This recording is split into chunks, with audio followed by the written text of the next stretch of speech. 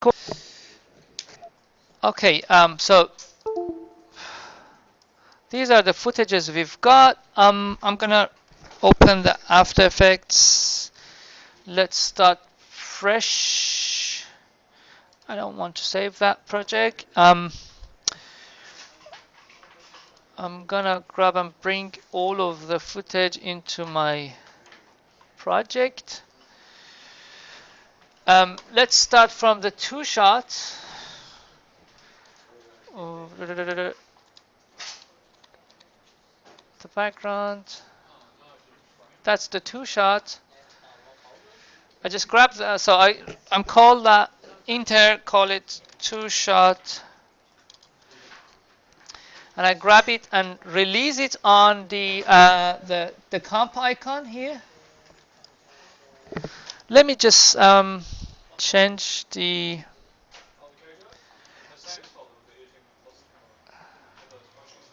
yeah, I work very slowly so you can follow me up. So what I did so far, I just imported everything and just made a comp. That's it. So how to make a comp? I drag and drop it on the comp icon, composition icon. So I always like to name everything properly. So I call that tiny character two shot.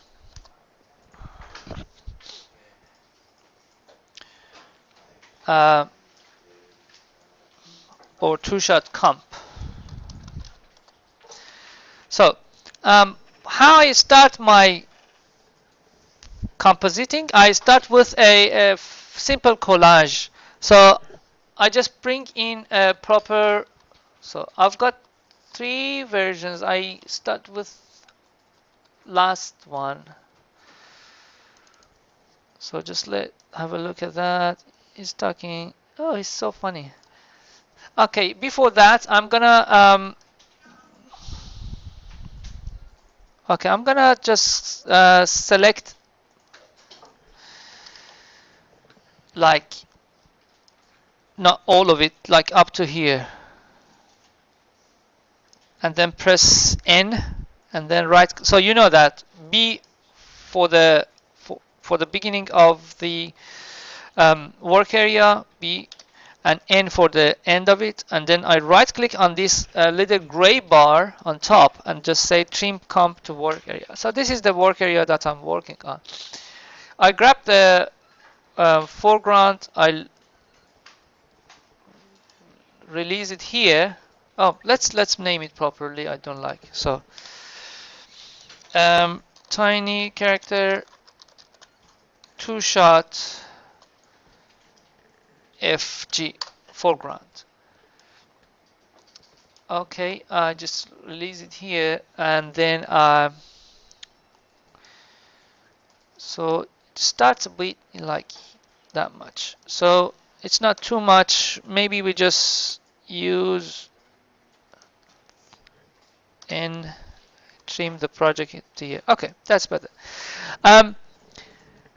How to do a collage, a simple collage to be able to figure out if things are working together. I just transparent this layer, make this layer transparent like 50%, and start to change the size. I hold on shift in order to save the aspect ratio.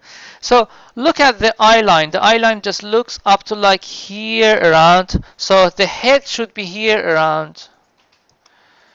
And the size of the character should be smaller, I believe. Yeah, something like that might work. Am I right? Is that working for you? So if the character would be there? Yeah, it seems so. So that's the positioning, so that's fine. Now I remove the transparency, I select the layer and just go back. Now it's time to do the masking, because we don't need all of this area. We just want where the character, the tiny character, has stopped. So I select the pen tool and I start to just cut around the tiny character layer. Click here, click here, click, click, Click.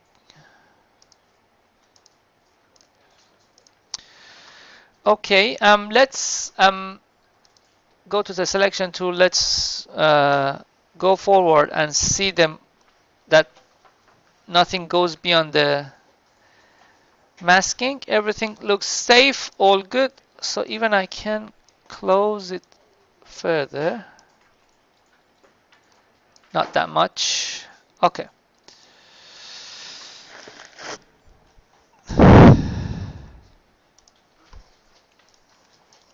Okay, now it's time to do the king.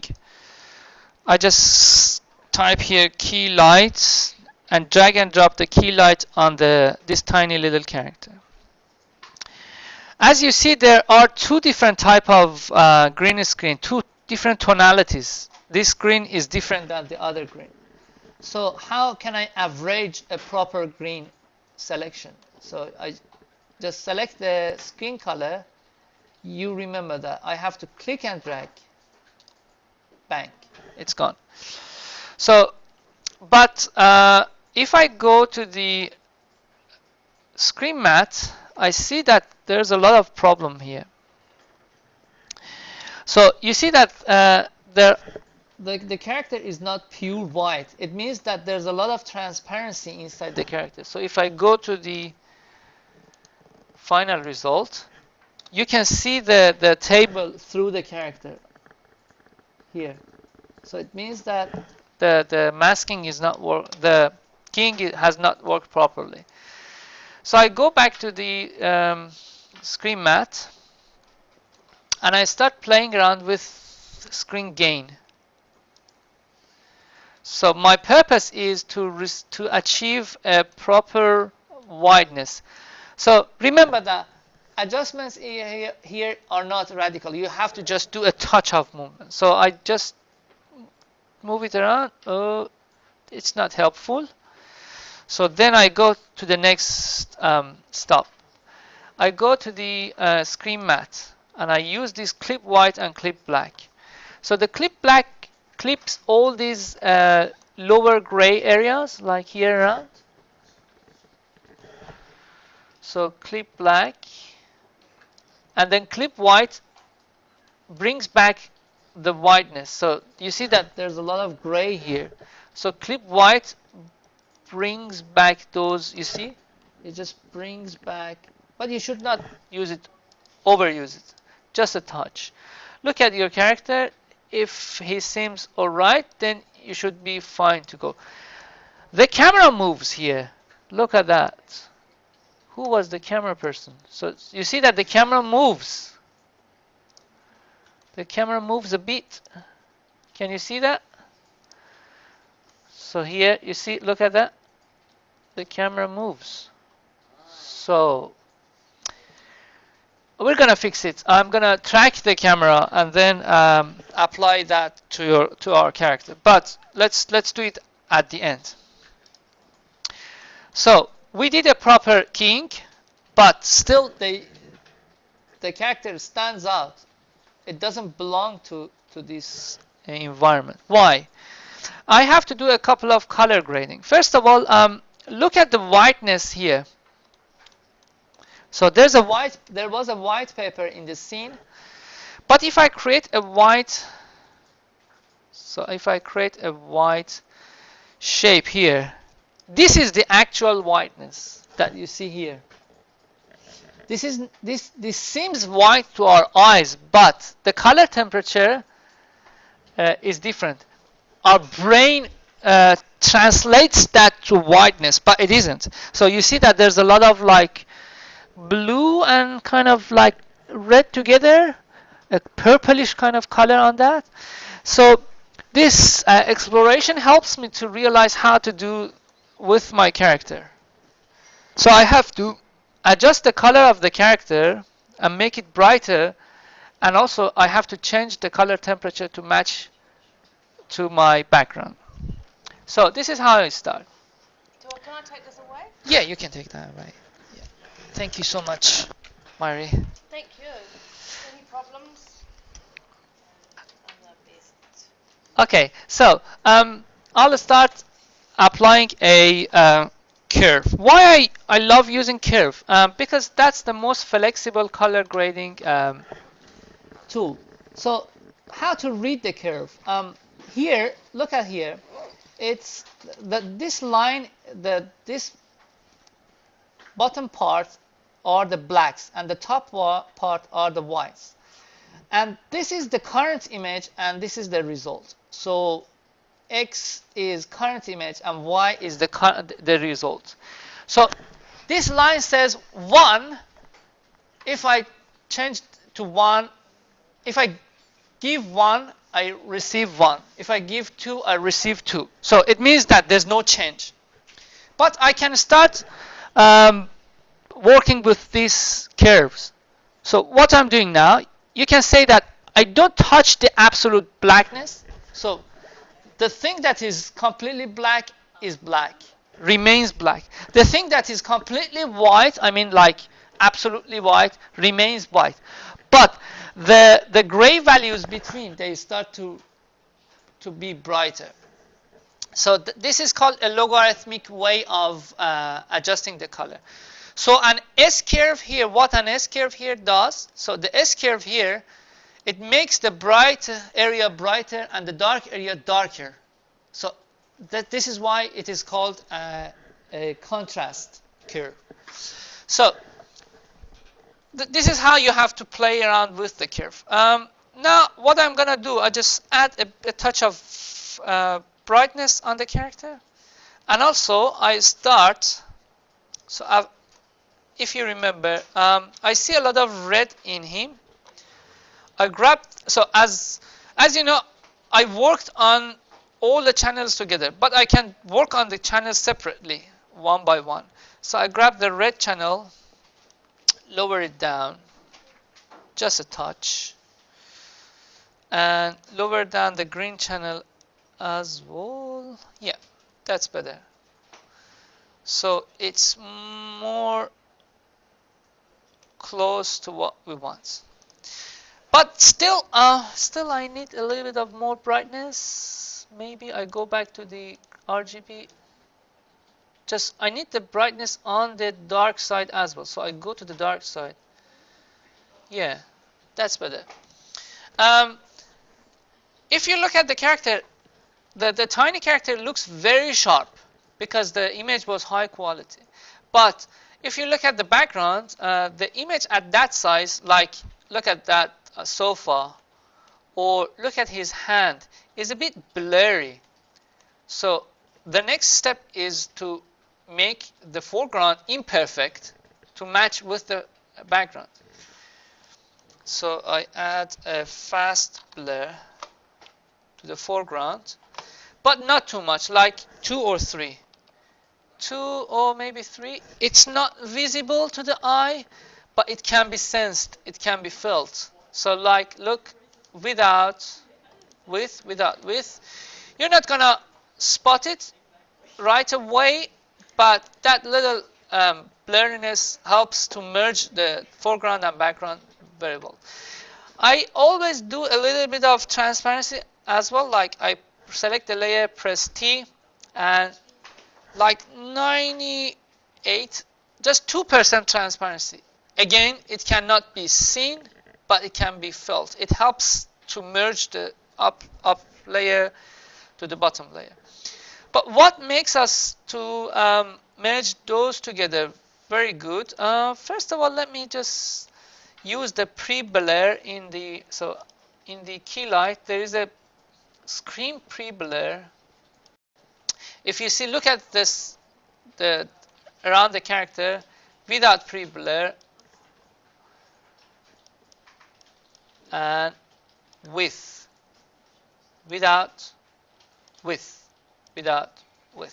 So it adds a blurriness around the character that helps the character to merge with the background better. So yeah, so step by step we moved forward. Now what I need, I see a line here, so it's better to use this mask to mask out that line. Okay, that's better. Oh, I see a line over there as well.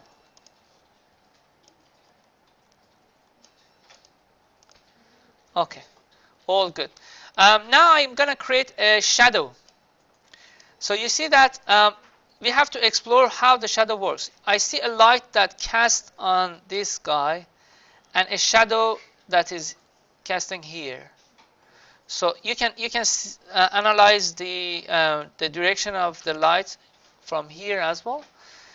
So this is how I do the shadow. I duplicate the layer. I duplicate this layer, Control D, and I select the lower layer. I call it shadow. Enter and name it to shadow. And then I select this tool. Why I see lines all around? Okay.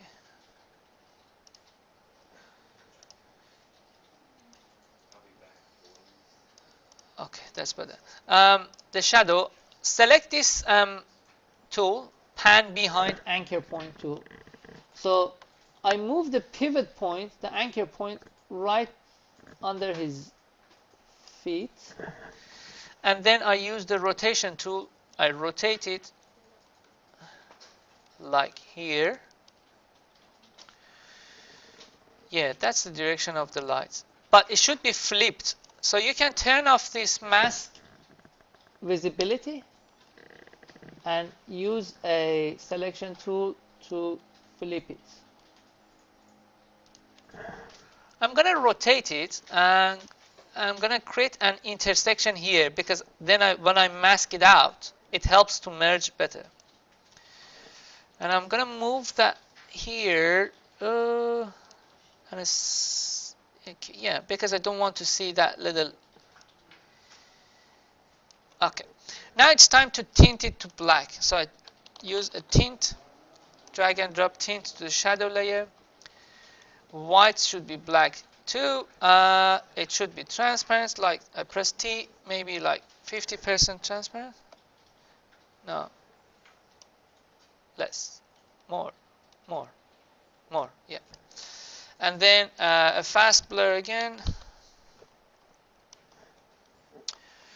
And make it blurry, but not too much, because look at this shadow. It's not too blurry. Then I have to cut it out here. So the shadow layer, I press M. It has a mask already. So I use that mask. I have to turn the mask visibility. Oops, sorry. Click outside and then click and grab those little things. You can use that mask.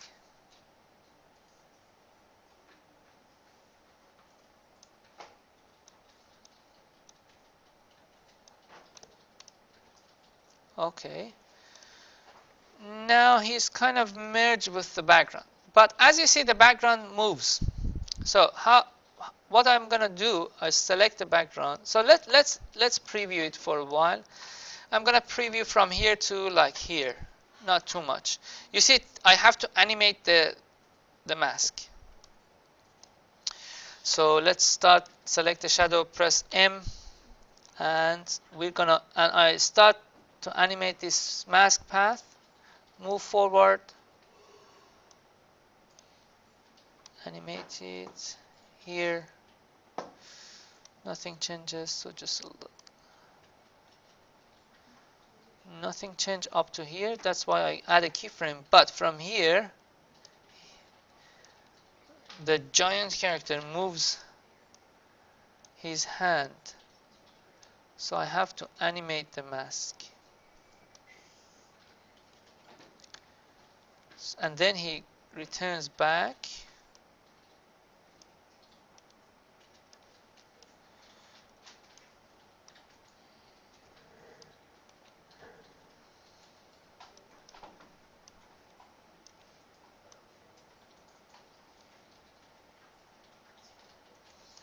Then it's fine. Let's review it for a while. I'm gonna go fit, press 0 on num. Action. I'm gonna turn off all the sound. 0. We have to do a better masking over there, but you got the idea.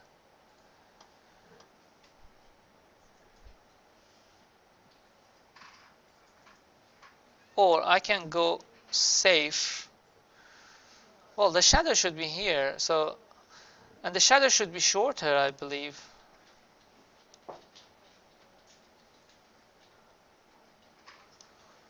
And so I turn off the stopwatch just to remove all the keyframes, and then I open that up. So the shadow is kind of safe now, but it doesn't match very nice. So it should be wider, and it should be like here, but then I have to get rid of that little thingy over there. So that's why I turn that mask on and just go like, oops, down there. Yeah, that's better. Yeah.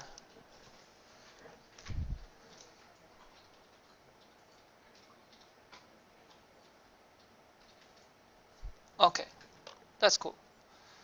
What? Don't do that to me, After Effects. Tiny character.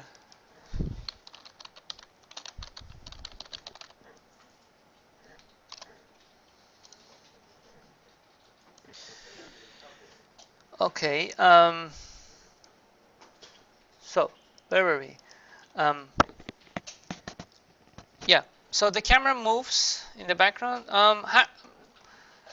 Every 30 minutes or earlier, it's good to dump the RAM.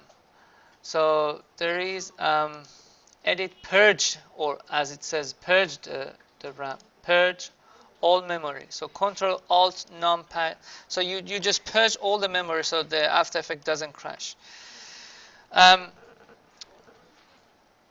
Now the background moves. So I'm gonna track the background. Select the background. Track motion. Just a corner of it, like here, and then track it.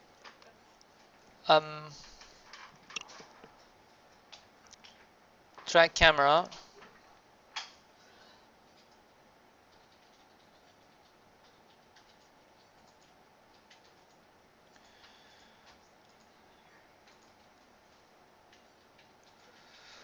So as you see, there's not too much movement, but there's a little, and that's what annoys me.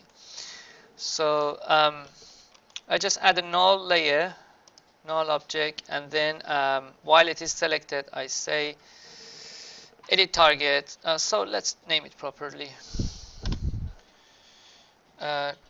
Track holder, edit target, track holder. Okay, while it is selected again, apply X and Y. Okay, and then I say the shadow and the character to follow the tracking. So the movement of the camera applies to them as well. So if you have slight camera movements as well, so you can do the same technique. It's the next step that helps the foreground and background merge together better is like applying an overall color grading on top of all of that. So I add an adjustment layer, and in that adjustment layer, what I'm gonna do, I apply a curve again. So I may or instead of curve, you have lots of different color grading tools. So inside color correction, for example, you have this beautiful Lumetri color that is inside Premiere as well. So you can add it to adjustment layer. The adjustment layer is just a layer that holds your filtering and color grading information. So I apply to that. I do some adjustments, like I make the scene a bit warmer. Okay, the shadow tint a bit cooler, but the highlights a bit warmer. I make the scene more vibrant and um, also a bit darker. So without with. So because the effect has been applied, so without with. Effect has been applied to everything, so it helps to merge the foreground and background better as well. So now I can, so you can merge all of these layers together by select them all, Control Shift C, and pre-composing it. So you can call that two shots. I can rename that tiny character two shot comp to the tiny character timeline.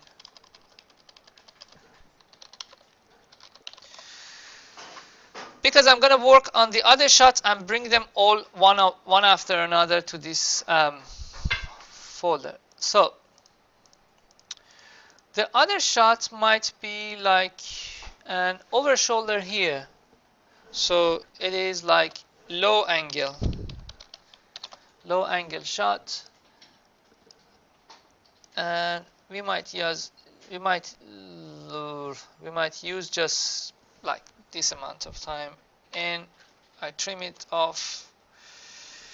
Let's see if the foreground matches that. So we've got that foreground for that. Yeah, we got that one. On top of it, make it transparent. Reposition that, so, and change the size as well. So he's gonna kind of like looking at this character like, yeah, that's a good composition as well. So everything looks fine. Return back the transparency, cut it out, and then use a key light for that. Let's name it properly, low angle foreground, and then get rid of the green screen. We should be fine because the green screen was really good. So yeah, this shot is also ready. So you can bring this composition into your timeline. So inside the project, I've got this low angle composition as well, low angle comp. I drag and drop, and this is two shot comp. I drag and drop it here. So for example, like here we can cut to the low angle, but you see that the color grading that I applied in the two shot is not here in the low angle. So I can double click here and then go grab the color grading, the adjustment layer from here, and paste. I select it, Control C, and then in low angle comp, I Control V, paste it here. So now we have the same color grading running through all of that. So you can work on the other shots as well, like so. Yeah, as you see, this is our reference for the background. So it is very important because it helps me to set up the shadow and stuff. So now we can see that the shadow is wrong here. So the shadow should be like one here and another over there. But you can do it. We didn't even mean to shoot that, but it's good that we did, We have to shoot references. References, especially if you're bringing digital characters, you have to shoot different references. Especially that it's a white paper, because I can start exploring the temperature, color temperature. I see a lot of like purple light on it. So I can say, okay, the light is not as white as we think. So if I want to match it up, I need some purple light. Let's make the background. So this is a proper background. I call that high angle background. Drag and drop on comp. I call that high angle comp.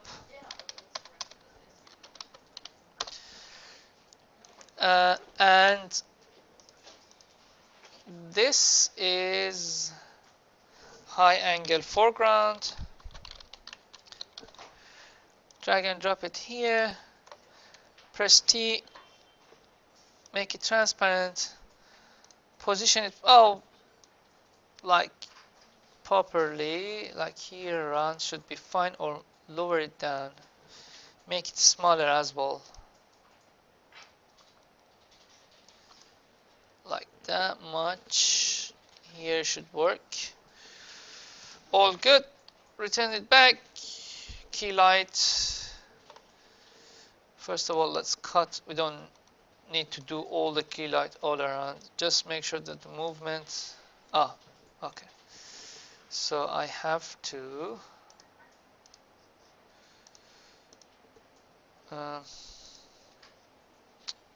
change the masking to something broader. Yeah, that should work. Now let's select,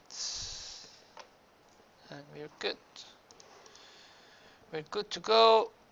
We need to paste the adjustment layer that we have copied. So the color grading works fine here as well. I just extend the, yeah. So, and then you can add it to your timeline as well. Again, high angle comp. So like two shot, your low angle and your high angle. So a very simple setup for combining a tiny character with a background. That's pretty much it.